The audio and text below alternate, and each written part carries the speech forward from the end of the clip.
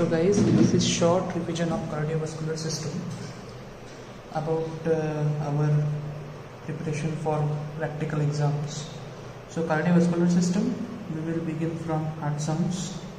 So first of all, we will see for heart sounds. Among heart sounds, first is S1. So S1 is produced by the closure of atrioventricular valves, and we know there are two atrioventricular valves, mitral valves and tricuspid valve. So they are produced by the closure of atrioventricular valve and mainly by the vibrations that are caused by the closure of both the valves. So there are two components.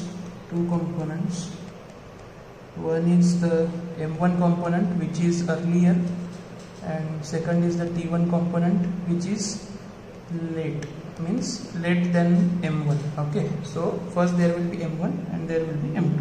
So always remember S1 and S2 and S1.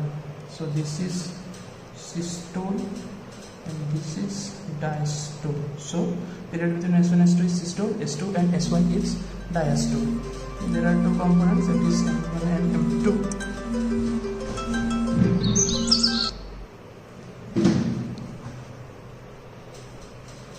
Then there are certain causes where there will be loud S1.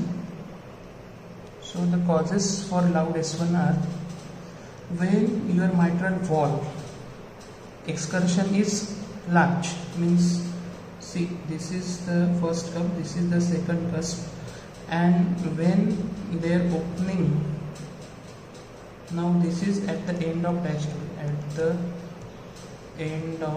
diastole, So greater the distance between these two leaflets at the end of the diastole, louder will be your first heart sound. And loud first heart sound also indicate that the walls are pliable, they are not calcific or fibrotic. So this occurs when the flow across the wall is high. So flow across the wall is high. So it occurs in cases of mitral stenosis, that is MS, and high cardiac output states such as anemia, beriberi, thyrotoxicosis, and mitral stenosis such as pregnancy. So these are the causes of loud S1, across which the flow across the mitral wall is high or the tricuspid wall is high. So in these cases your S1 will be loud. Now which are the causes for soft S1? Now in the soft S1, if you see about the mitral wall, the wall cusps either will be calcified or they are fibrotic, or the excursion is not too high, means at the end of the diastole they are approximated. So this occurs in cases of mitral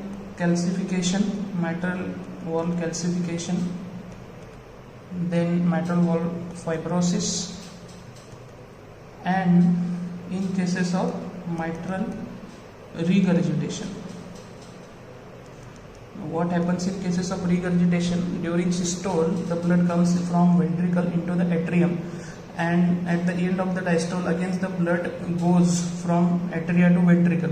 So the regurgitant blood flow will produce soft S1. So always remember the S1 will be soft in cases of mitral regurgitation. Mitral calcification fibrosis will also produce soft S1. Now the next thing about S1 is you have to see whether it is associated with any other murmur. Now how will you differentiate the murmur? As I have seen, if the murmur is between S1 and S2, it is called a systolic murmur. If it is between S2 and S1, it is called a diastolic murmur. So murmur coming after S1 and ending before S2 is your systolic murmur, and murmur beginning after S2 and ending before S1 is your diastolic murmur. So this was about the first heart sound. The causes of first heart sound we have seen, causes of first heart sound we have seen. Now in cases of physiological S1, now this is for the examination part. Now examination, what is the significance of S1? Your JVP shows A wave which will appear just before S1, while the carotid upstroke will be associated with S1. So carotid upstroke will be with S1 and A wave in the JVP will be just before the S1. This is how we will correlate the JVP with S1 and carotid upstroke with S1. The secondary thing then we have to see for